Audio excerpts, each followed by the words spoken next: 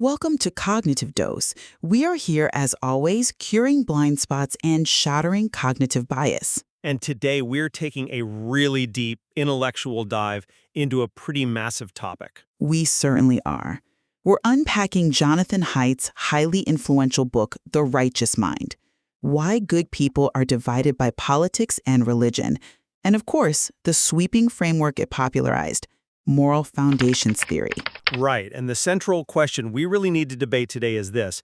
Does moral foundations theory actually map the innate biological first draft of human morality? Or is it more of a methodological illusion, one that maybe inadvertently provides philosophical cover for tribalism and systemic oppression? Well, as the objective presenter today, my role is to lay out Haidt's Height framework. I'll be arguing that the theory provides a vital evidence-based lens for understanding human cooperation and, the evolutionary roots of our modern political polarization. And I'll be stepping in as the critic. I'm going to argue that rigorous, data-driven advancements in psychology, combined with a deeper ethical analysis, fundamentally dismantle the theory's core empirical and philosophical premises. Okay, let's start by looking at what the righteous mind actually achieved. Because, it really revolutionized the field of moral psychology. It absolutely did make a huge splash. Right, so imagine sitting down at a high-end restaurant hoping for a rich, complex meal. You open the menu, and to your surprise, every single dish is just a variation of sugar and salt. That sounds like a remarkably terrible restaurant. Exactly. You ask the waiter if they have anything savory or bitter or anything with a little umami, and he just looks at you totally bewildered and says, "Why would you want that? Sugar and salt are all you need to nourish a body." Which is a pretty perfect metaphor for how academic psychologists viewed human morality for the better part of the 20th century. Yes. If you were a moral psychologist back then, there were really just two acceptable flavors to study: harm and fairness. They believe that we as humans just reason our way to moral truths. Right, that hyper-rationalist view. Precisely. But Haidt, H-I-T-E, comes in and shatters that with his famous rider and elephant metaphor. Which, to be fair, is a brilliant piece of science communication. It really is. So for those listening, picture a person riding on the back of a massive elephant. The elephant represents our automatic, unconscious intuitions, those instant gut feelings we have about right and wrong. And the rider represents our conscious reasoning. Right. And Haidt, H-I-T, argued that the elephant is actually in charge. Our intuitions come first, instantly steering us toward a moral judgment. The rider's only job is to just, scramble to construct a logical justification for whatever the elephant has already decided. So we aren't judges searching for truth? No, we are lawyers defending our gut instincts. And from there, he essentially points out that the human moral tongue actually has 6 distinct taste receptors, not 2. The 6 foundations? Liberty, loyalty, authority, and sanctity. The massive socio-political insight here is that the political left relies almost exclusively on a restricted matrix of care, fairness, and liberty. But the political right utilizes all 6. And he frames that broader usage as a positive thing, right? He does. Haidt, H-I-T-E, argues this is an evolutionary triumph. He calls it the Hive switch, our unique human ability to transcend selfishness, bind together into cooperative societies, and generate moral capital through loyalty, authority, and sanctity. Okay, so that's the architecture. And I definitely don't deny the narrative elegance of the book. It offers a very satisfying, symmetrical explanation for why we are so divided. But I sense a however coming. A huge one. We have to be extremely careful here because narrative elegance is not synonymous with empirical truth. When you actually look under the hood of the data, the supposed ideological chasm between liberals and conservatives looks less like a biological reality and more like, a methodological artifact. An artifact? How so? It's a gap manufactured almost entirely by how the original Moral Foundations questionnaire was designed. Okay, wait. Let's look at the hard empirical validity of those distinct modules. You're saying the divide is an illusion, but the questionnaire consistently demonstrates a real biological divergence between political tribes. That sounds elegant in theory, but the data suggest otherwise. Well, let's look at discuss sensitivity. early studies showed a direct biological link between a person's physical disgust response, that involuntary yuck reaction, and political conservatism. That maps perfectly onto Haidt's height sanctity foundation. Yes, those were the initial claims. Plus, he proved that intuitive, non-harm-based modules drive our morality through a phenomenon he called moral dumbfounding. Ah, the famous engineered vignettes. Right. So imagine a family whose dog is killed by a car in front of their house. They've heard dog meat is delicious, so they just decide to cook and eat it. A very provocative scenario. Or imagine adult siblings who decide to engage in consensual incest, but they use two forms of reliable contraception and swear to keep it a secret. When Haidt gave subjects these scenarios, they invariably condemned the acts as immoral. But when the researchers asked why, the subjects couldn't articulate who was harmed. The dog was already dead. The siblings used dual contraception. The subjects were morally dumbfounded. They stuttered. Because they couldn't find a victim. Exactly.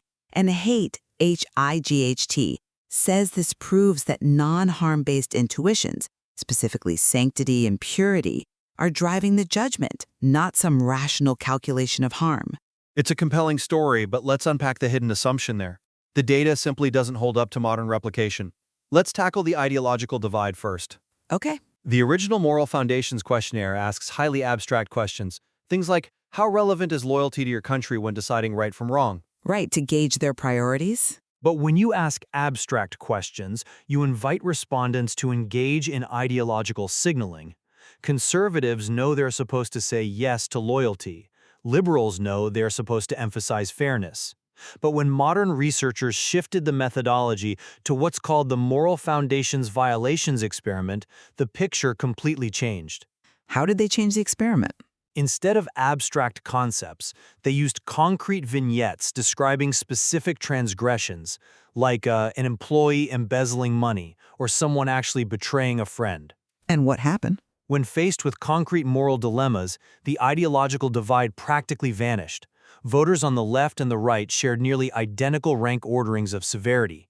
In fact, high-powered experiments reveal a 0.95 correlation in moral judgments between extreme political opponents. Wait, a 0.95 correlation between, like, extreme partisans? Yes, like Trump and Biden voters.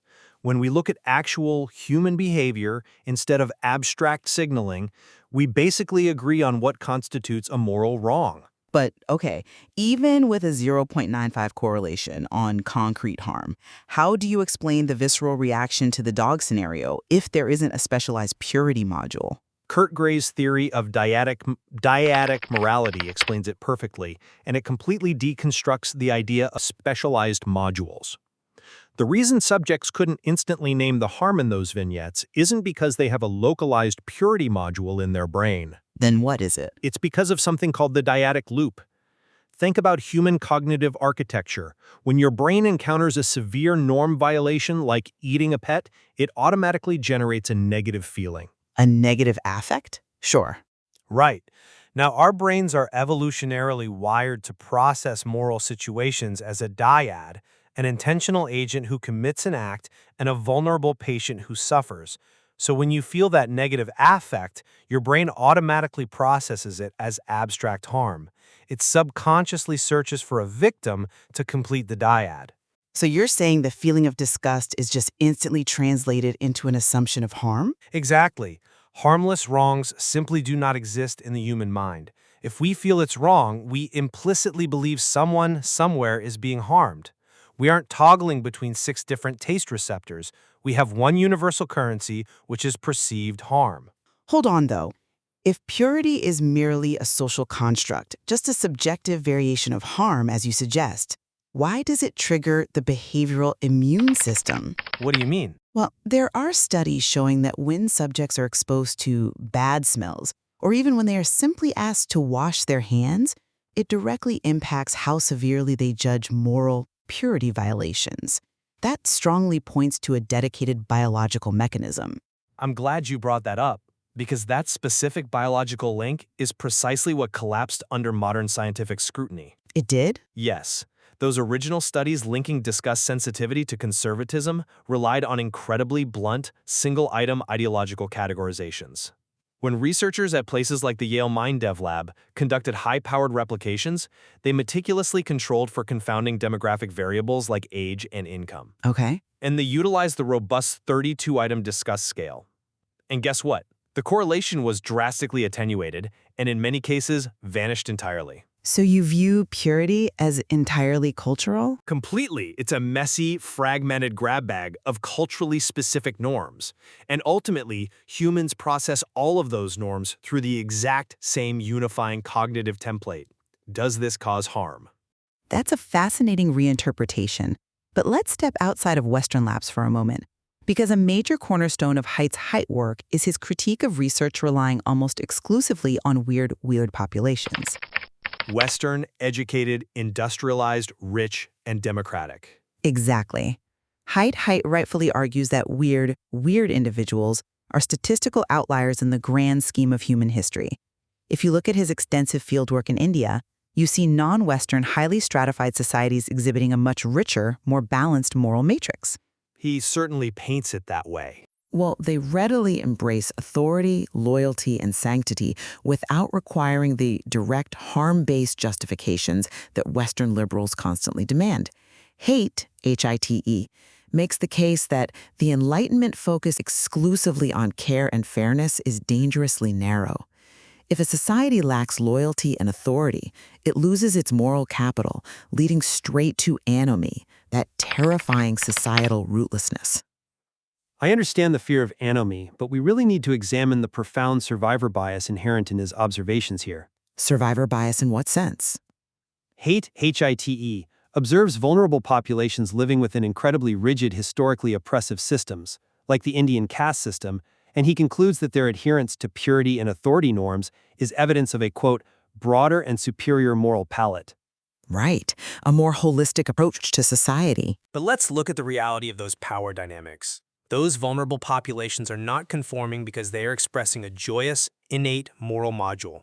They are forced to conform out of absolute socioeconomic powerlessness. You're saying it's pure self-preservation. Completely. They are trying to survive against the constant threat of systemic violence. If you are at the bottom of a rigid hierarchy, challenging authority isn't just a faux pas. It can get you killed. By romanticizing the desperate survival strategies of the oppressed as an admirable moral foundation, the theory displays a stunning moral blindness. Okay, I see the power dynamic you're pointing out. But let me use an analogy to defend what Haidt, H-I-G-H, means by moral capital. Sure. If you try to nourish a human body, you can't survive on just sugar and salt, no matter how pure they are. You need complex proteins, fats, and vitamins to build a skeletal structure.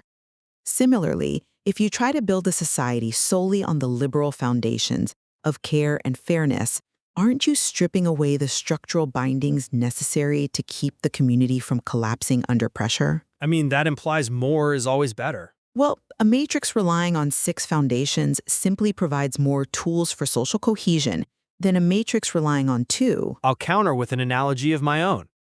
Haidt's HITE stance is logically equivalent to arguing that a pilot flying through a severe storm should rely on their physical sense of equilibrium rather than their objective instrumentation, simply because the physical senses are older and more natural. But our physical equilibrium evolved specifically to keep us upright. Yes, it is innate, but it is easily fooled by G-forces, which is exactly how experienced pilots end up in fatal crashes if they ignore their instruments. The rationalist focus on care and fairness is not a biological defect. It is a deliberate, hard-won cognitive achievement. An instrument panel, in your analogy. Exactly. Enlightenment rationalism is an active, necessary overriding of primitive, evolutionary gut feelings that historically lead to horrific intergroup conflict. Which brings us perfectly to the evolutionary necessity of that group behavior, what Haidt, H-I-D-T, calls the Hive switch. Let's dive into that mechanism. Let's do it. Haidt, H-I-D-T, argues that human nature is roughly 90% chimp and 10% bee. We are intensely individualistic, but through multi-level group selection, we evolve the capacity to act like a hive. Under the right conditions, individuals can surrender their petty ego for the collective good. And he views this surrender as a beautiful thing. He points to the phenomenon of collective effervescence. Think about the synchronized chanting at a massive sports stadium or soldiers marching in unison. The Hive switch allows for altruism and large-scale cooperation. Early humans who couldn't cohere were simply outcompeted. So this groupishness is the descriptive reality of how our species survived. I don't dispute the evolutionary mechanism itself, but we absolutely have to deconstruct the terrifying sociological implications of romanticizing that hive switch. Terrifying. That's a strong word. It is, and I use it intentionally. Pulitzer Prize-winning journalist Chris Hedges rigorously identifies this exact hive mentality not as a moral ideal, but as a central psychological attraction of totalitarianism. Okay, that's a heavy charge. How does he draw that line? Look at the core components of the hive switch: the surrender of individual autonomy, the abandonment of critical rationalism, and the demand for strict in-group conformity. Those aren't just quirks of evolutionary biology. They are the exact psychological mechanisms authoritarian regimes use to neutralize dissent. But that's a misuse of the foundation. The deep philosophical flaw here is that Haidt, H-I-I-T, conflates instrumental values with terminal values. Let's define those for the listener so the distinction is clear. Sure. An instrumental value is a tool you use to achieve a greater good. A terminal value is something that is considered sacred and good in and of itself. Right, the ultimate goal. Exactly. Rational actors understand that obeying legitimate authority is an instrumental tool. You obey a traffic cop to ensure care, to prevent a crash and minimize societal harm. But Haidt's Haidt framework elevates loyalty and authority to terminal, sacred virtues on their own, completely separate from whether they cause harm. And when you do that, you entirely sanitize historical atrocities. Wait, hold on. I think you are conflating descriptive psychology with normative ethics. Haidt's Haidt is acting as an evolutionary scientist here. Is he, though? Yes. He is describing mathematically how human evolution solved the free rider problem. He is certainly not endorsing the actions of 1930s fascists or antebellum slaveholders. You can recognize the biological utility of a mechanism without championing its darkest historical applications. I hear ya, but the theory doesn't stay purely descriptive. It explicitly steps into normative territory. I mean, the framework categorically defines an individual or a culture that draws equally upon all six foundations as morally whole. Well, as having a broader palette. Exactly. So let's apply that rigid taxonomy objectively. Think about slaveholders in the American South, or fascists in 1930s Germany. They were fiercely loyal to their designated tribes. They were highly respectful of their internal authorities. And obsessed with purity. Utterly obsessed with the sanctity and purity of their in-group. And they successfully created highly cohesive hives that outcompeted their rivals. But obviously, their actions lacked basic care and fairness for the outgroup. Right, but under the strict internal logic of moral foundations theory, because they heavily utilized loyalty, authority, and sanctity to bind their groups together, they technically possessed a broader, more complete moral matrix than a modern liberal who only cares about harm reduction. That is a stark way to frame it. If your theory suggests that historical actors who created a literal hell on earth for the vulnerable are somehow tapping into a richer moral framework just because they exhibit high in-group cohesion, your theory is fundamentally flawed. By defining morality exclusively through the lens of in-group survival rather than the treatment of the oppressed, the framework inevitably acts as a social Darwinist apologia. I hear the severity of that critique. I really do. But as we look at the big picture of this discussion, I want to step back and summarize why I believe the core of Haidt's HID work, despite these flaws, remains vital. Fair enough. Clearly, there are unignorable blind spots in the book. But the central insight that human beings are fundamentally intuitive, deeply groupish, and driven by moral concerns that feel entirely real to them stands. Recognizing that our political opponents are operating on a different, biologically grounded moral frequency replaces the assumption that they are just inherently evil. In an era of intense polarization, that specific kind of empathy is an indispensable tool. And my position maintains that while the narrative of 6 distinct taste receptors is intuitively satisfying, we just can't ignore the data. When we apply the theory of dyadic morality and look at concrete violations, we see that concepts like purity and loyalty are not distinct, sacred modules. They are merely subjective, cultural variations of perceived harm. It all comes back to harm. Always. And if there is one mic drop moment to take away today, it's this. Framing the desperate survival strategies of the oppressed as a richer moral palette isn't just a methodological error. It is a profound survivorship bias. When we romanticize tribal conformity, we don't actually cure our biases, we just give them a prestigious academic vocabulary. A powerful, thought-provoking final observation. Thank you to everyone for tuning in. Use this knowledge to question your own intuitions, dig into the data, and build your mental immunity. Remember to subscribe to Cognitive Dose, and we'll see you next time.